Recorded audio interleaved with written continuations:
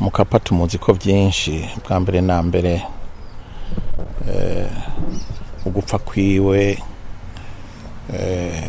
twakwakiriye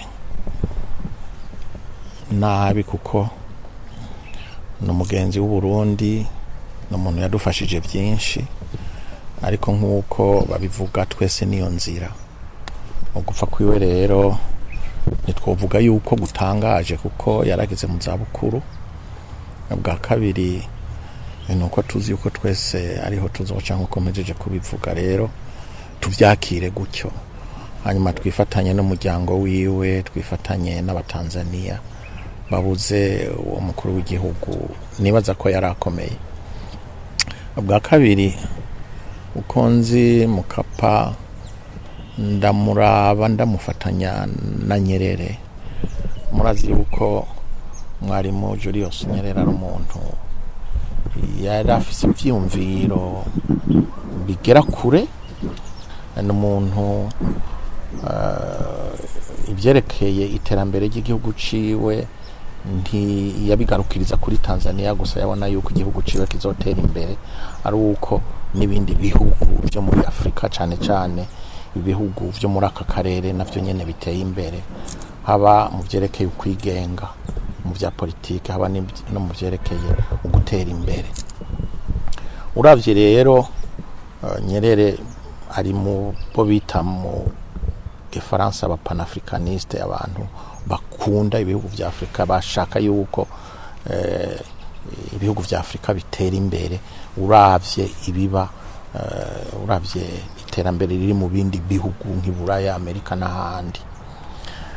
Mukapa rero mu vyerekeye bene ivyo vyiyumviro je turiko turaganira, n'umuntu yari afise ivyiyumviro vyegereye cane iyo mbono ya Nyerere.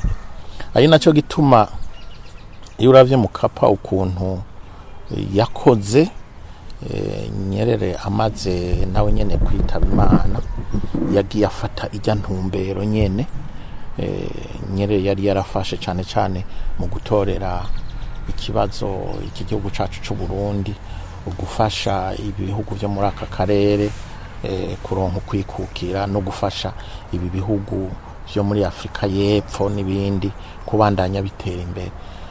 Mukapa rero ico ndakimuzi ko kuko yarabigaragaje mu kudufasha, haba mu gushigikira ibiganiro vy'Arusha, haba mu gushira mu ngiro ajya amasezerano y'Arusha, cane cane mu gisata co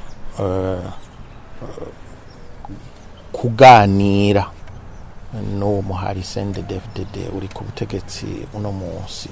N'umuntu yadufashije cane, jewe naramwituye akatari gake, cane cane nk'igihe naba mfise ingorane ryo kumvikana hagati y'abategetsi bamwe bamwe b'uwo muhari na leta, cane cane nk'igihe nabona yuko hari utugorane tw'umwumvikano hagati y'ibihugu bidufasha. Si umuntu wagira ati aradufasha kubera inyungu ziwe. Mukapa rero n'umuntu yari afise umutima w'urukundo, akagira n'umutima wo gukunda Afrika vyegereye cyane umuhisi Nyerere nawe nyene yasimbuye.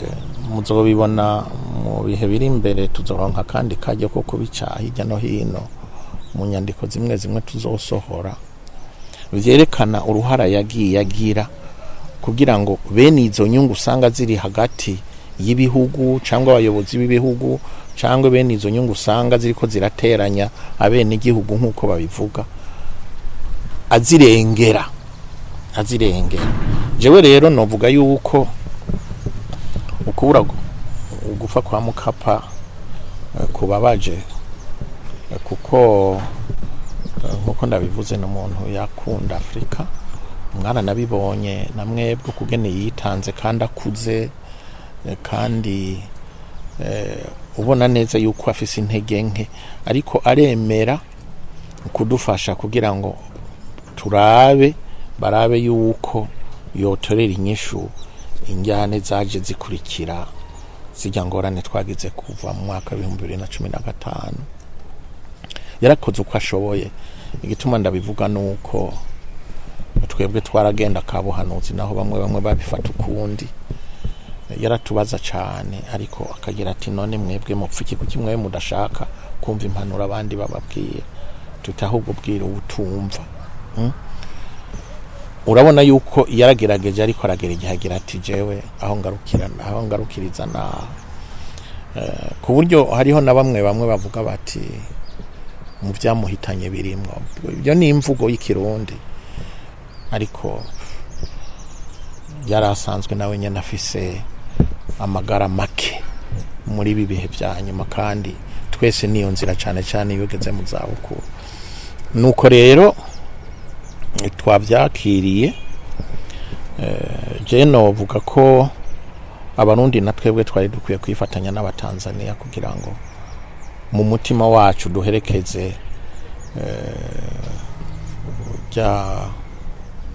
mushinga ntahe cyangwa umugabo yahora ayoboye igihugu ca Tanzania Mkapa, kugira ngo nawe nyene agende aruhuke neza, kuko yarakoze uko ashoboye naho vyanse, ariko ngira ngo na twebwe mu bihe biri imbere no muri ibi bihe tuzokora uko dushoboye kugira ngo natwe twitore inyishu y'ibibazo byacu, kuko nanone na twebwe turakuze.